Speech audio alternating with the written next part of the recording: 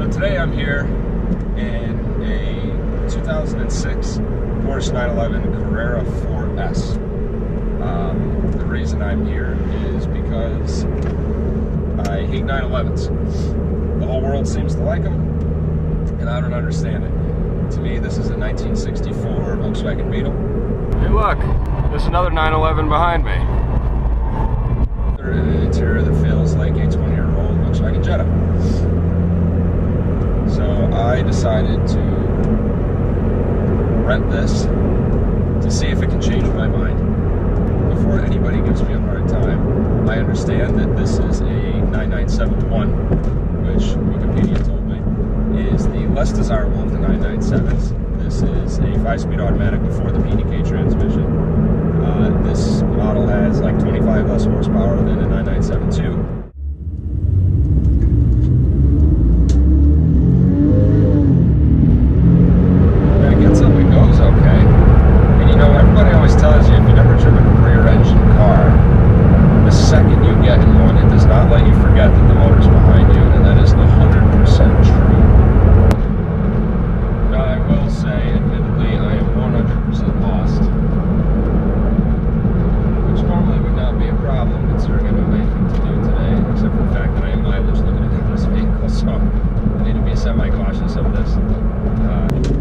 Sucks when you're trying to beat the shit out of a car for a 24-hour period. God, this transmission is terrible. I now see why they put the PDK in this thing. I will say it does make great noises. Now the odd thing about Porsches, at least to me, is it tends to sound like just a permanent exhaust leak. It's like the entire thing is just a metal box that is just huffing air from every crevice. It's like it's a porous metal. That's what it sounds like. Even when they're brand new, they sound like exhaust leaks. I thought this was only air cooled, but this is an 06, and this makes the exact same sense. This thing rides like absolute utter dog shit, and I'm going to partially attribute that to the fact that it has a couple miles on it. Now you'd assume, oh Jesus Christ! All right, well this is not happening. Nope, not going down the dirt road. Not in someone else's Porsche, because I don't feel like cleaning it. Not to sound like I'm harping on this, but yeah, there's vehicles out there that do just fine with an automatic transmission, where you can get it in a stick, but they make it automatic, but the automatic's okay, so it's like not really that bad. And then there's the other vehicles that should never have been produced with an automatic. This is the epitome of that vehicle. I feel like if you were to get into a 2002 Chevy Suburban, the transmission would be more engaging than this.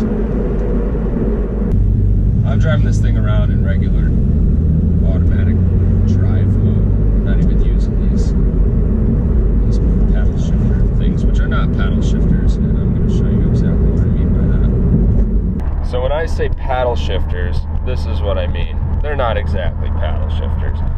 They're Tiptronic buttons or something.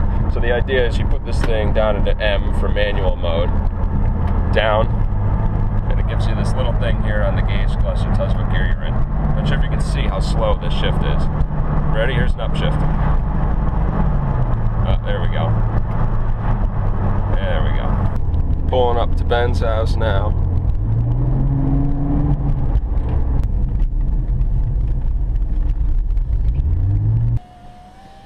Sounds like it's got an exhaust leak. Dude, I literally just said this thing sounds like the entire engine is porous with exhaust noise. This thing just constantly sounds like an exhaust leak. It's a 9971. Yeah. It's nice. No, it's really bad. It's not good. It's freaking harsh, dude.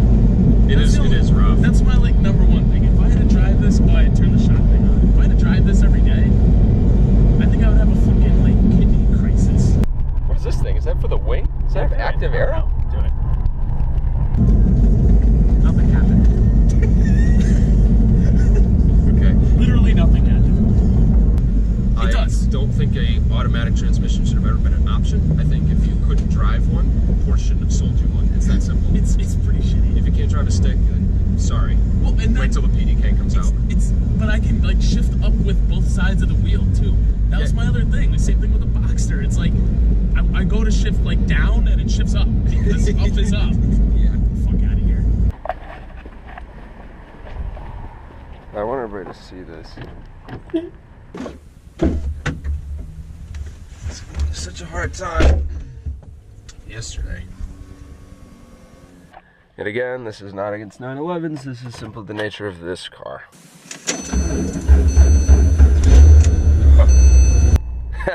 That is not a good cold start. Oh, and it's shaking too. Jesus Christ. Okay. So day 2 with the 911. Almost didn't start this morning. It was interesting.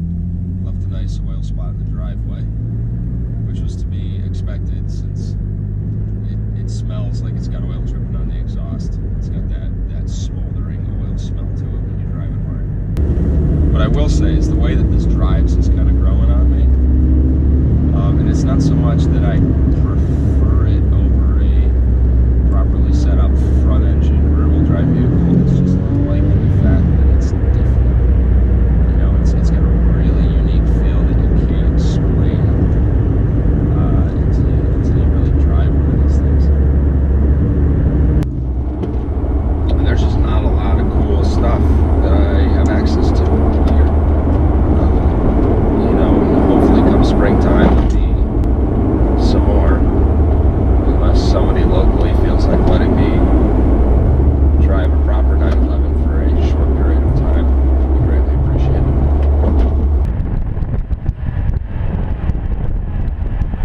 The brakes are phenomenal. I will say the brakes are great. They like a little heat. Very stiff pedal. You know, if anybody's ever driven a bunch of older vehicles, early brake booster cars, early brake booster sporting cars, this is similar to that. You really got to put your foot into it, but once you put your foot into it, they bite hard.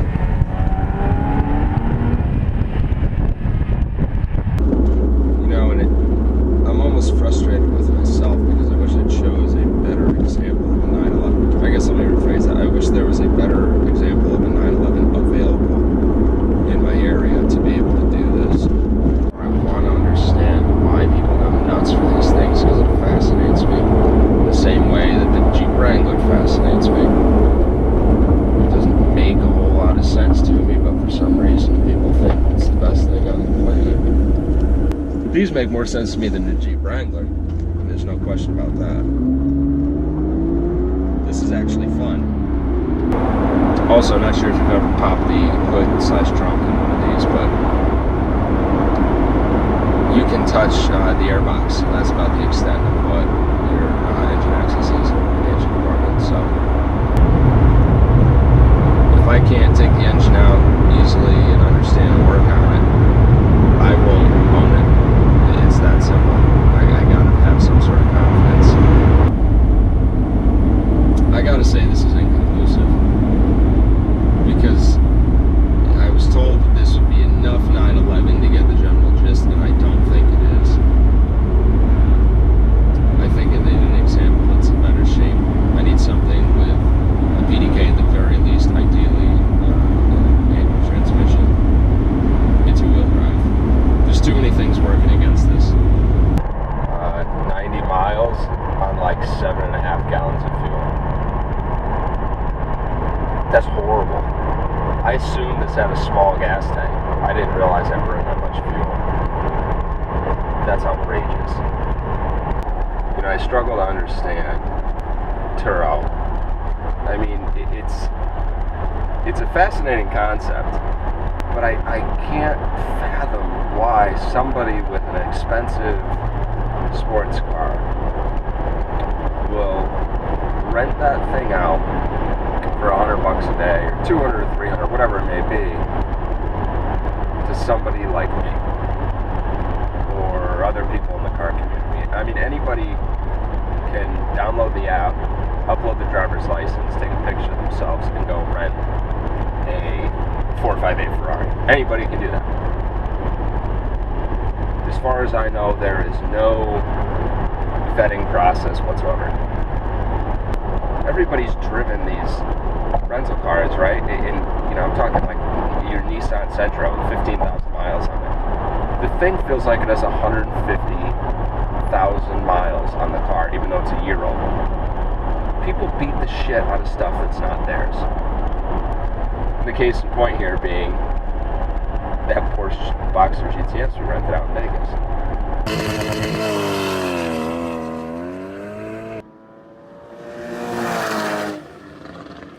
It was fun. Glad I wasn't the guy who owned it.